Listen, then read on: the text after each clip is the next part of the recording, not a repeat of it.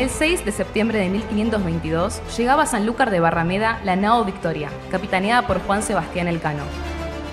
Era la única de las 5 naves que, comandadas por Fernando de Magallanes, partieron del mismo puerto 3 años antes, con el objetivo de encontrar una ruta marítima que conectara el Océano Atlántico con el Pacífico. La expedición suponía la culminación de un proceso de más de 2 siglos de exploraciones europeas más allá de su área de influencia, buscando un camino directo con los mercados de productos exóticos orientales. En este curso les proponemos un viaje a través del tiempo para conocer mejor los precedentes, los protagonistas y los principales hitos de una expedición que marcó un antes y un después en la historia global de la humanidad. A 500 años de la primera globalización, el viaje de Magallanes Elcano en su contexto.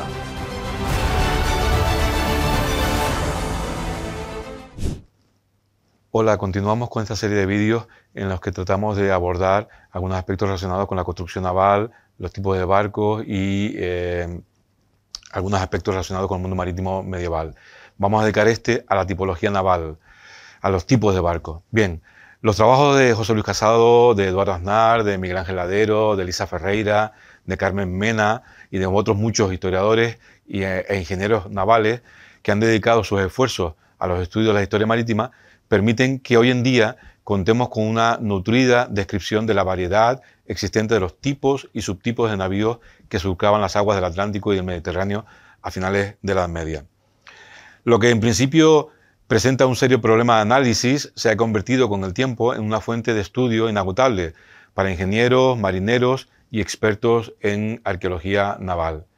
Y es que ya desde finales del siglo XIX el barco fue siempre el primer elemento de estudio para quienes pretendían trazar la historia de la expansión marítima europea de los últimos siglos medievales. El primer y permanente problema con el que tropieza el estudioso que se acerca a este asunto es el de la denominación de los diferentes tipos de barcos, puesto que una misma palabra puede referirse simultáneamente y a lo largo del tiempo tanto a un genérico de embarcación como a un tipo específico, cuando no a 2 o más tipos claramente diferenciados. Esto no solo se comprueba en la documentación de lugares muy diferentes entre sí, como consecuencia de la asimilación de tipos de buques foráneos a los propios más semejantes en tamaño, forma y función, sino que también se percibe en los registros de barcos de un mismo lugar o zona. Prácticamente la totalidad de los nombres de las tipologías navales que conforman la abundante y variopinta flota de los puertos atlánticos peninsulares a finales de la Edad Media ya estaba en uso aproximadamente en el siglo XIII. De forma que carracas, naos, cocas, urcas, barcas, bajeles, balleners, carabelas, pinazas, chalupas, galeones, bateles, barquillas, etcétera, etcétera, son algunas de las denominaciones que se aplicaron a distintos tipos de embarcaciones de finales de la Edad Media y comienzos de la moderna. Determinar cuáles fueron los primeros donde se inició su construcción o qué influencia tuvieron unos sobre otros son temas que han ocasionado verdaderos quebraderos de cabeza a más de un tratadista clásico, dada la dificultad para determinar las características de cada uno de ellos. Lo que sí parece bien documentado es que la mayor parte de las unidades de las flotas que se organizaron en los siglos finales de la Edad Media estaba constituida por embarcaciones de mediano y modesto tamaño, barcos que en general eran menores a las 20 metros de eslora, fueron los protagonistas de las faenas pesqueras, del comercio, de cabotaje e incluso de muchas de las navegaciones lejanas, es decir, los que mantenían el tejido económico de muchas villas portuarias y por tanto las infraestructuras tecnológicas y humanas que hicieron posible la empresa del descubrimiento. A la dificultad creada por la abundante diversidad de tipologías navales existentes en las fachadas atlánticas peninsulares y mediterráneas detectadas en la documentación de los siglos XV y XVI, se añade otros 2 aspectos que complican aún más el panorama. De un lado, el fenómeno de la aceleración del proceso evolutivo de la arquitectura naval y de otro, la creación experimental de nuevos prototipos. Ambos fenómenos, generados por la navegación oceánica y por las necesidades de controlar y defender las rutas que se iban abriendo en aquellos momentos, generan problemas de comprensión de cómo fueron los barcos en aquel momento. Empezando por el más común, el barco, en la península ibérica y en otros ámbitos que contaban con una amplia red fluvial, se dio lo que muchos historiadores llaman una navegación menor, plenamente adaptada a las condiciones del curso de los ríos. Allí se emplearon embarcaciones pequeñas, a las que se suelen denominar como barca o barcha, y fueron utilizadas para travesías de ríos y sobre todo para la intercomunicación entre diversos puertos que se encuentran a lo largo del cauce. Sin embargo, la denominación de barca o de barcha puede aludir a cosas distintas según sea la región en la que se utilicen.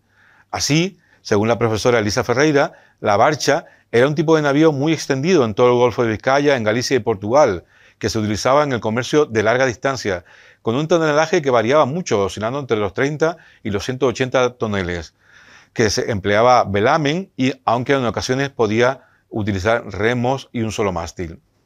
En el caso andaluz, según los estudios, en este caso del profesor Eduardo Aznar, el término barcha y barca terminaron por confundirse en favor del segundo, mientras que la barca quedaría destinada a una pequeña embarcación auxiliar sin vela.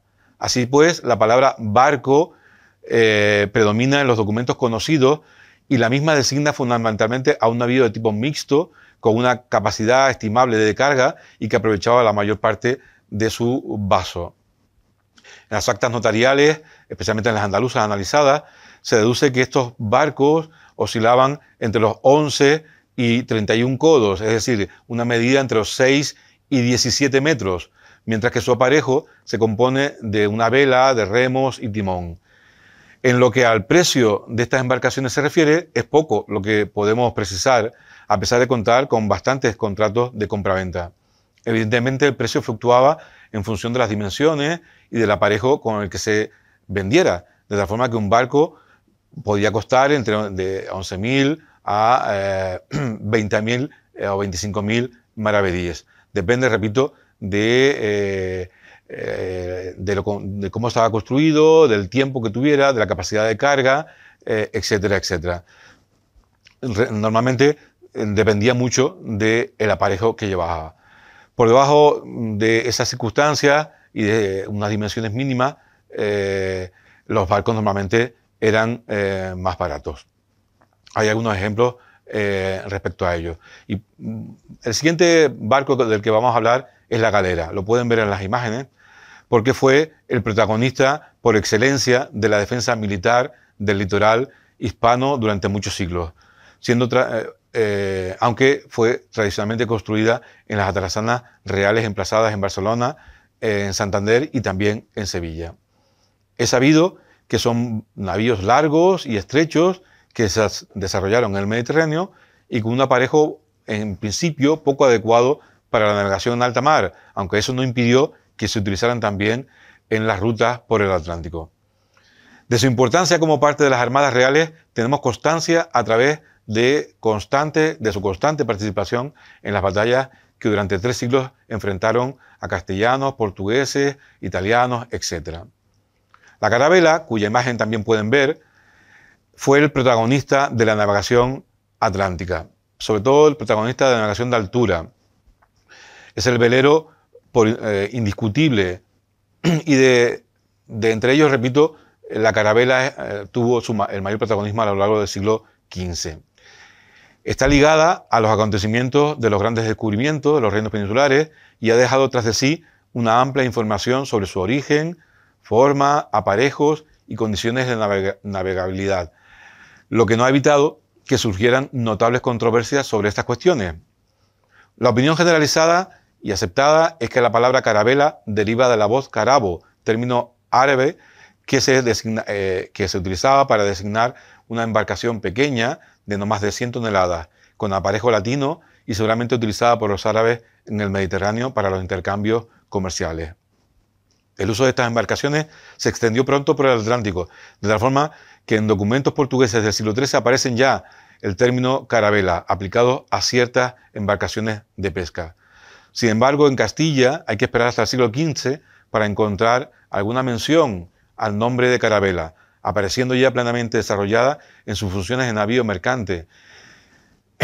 Y aunque, dada la proximidad geográfica y los continuos contactos con el vecino Reino de Portugal, es muy probable que los andaluces y los castellanos en general hayan adoptado muchas, antes de ese tiempo, muchas embarcaciones de ese tipo.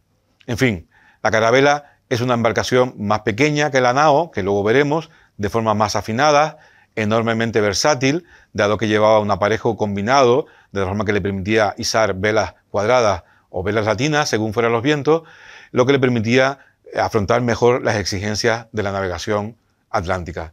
Fueron muy utilizadas en la navegación hacia Canarias, aunque en algunos casos también para esta ruta dominaron las naos.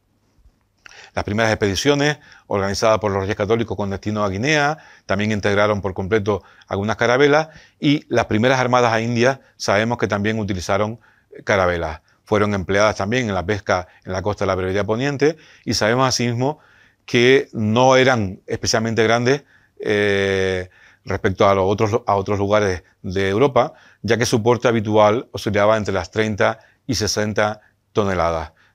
Recordemos en este sentido que una de las carabelas que llevó Colón en su primer viaje tenía alrededor de unas 60 toneladas. Aparte de todo esto, se conocen otro tipo de características que hacían, como digo, de las carabelas un instrumento de navegación óptimo, dado el uso de un aparejo completamente diferenciado respecto a otras zonas. La siguiente embarcación de la que yo quería hablarles era la nao. La nao es un barco muy utilizado en el Atlántico Norte, en la costa cantábrica. Es un barco más redondo, no se parece a la carabela ni a la galera, y fue empleada en muchas armadas a lo largo de los siglos XV y XVI, tanto por su capacidad de carga como por las condiciones óptimas para la navegación con ella en el Mar del Norte. Y finalmente estaría la galera, barco también muy utilizado en el Mediterráneo y empleado especialmente en algunos descubrimientos y combates navales. Bueno, como dije al principio, naos, barcas, galeras, balleneros, barcas, etcétera, son un conjunto de navíos que a veces no es fácil distinguir en la navegación mediterránea o atlántica, pero que se extendieron rapidísimamente por todo el continente europeo y las costas americanas. Muchas gracias. A 500 años de la primera globalización, el viaje de Magallanes Elcano en su contexto.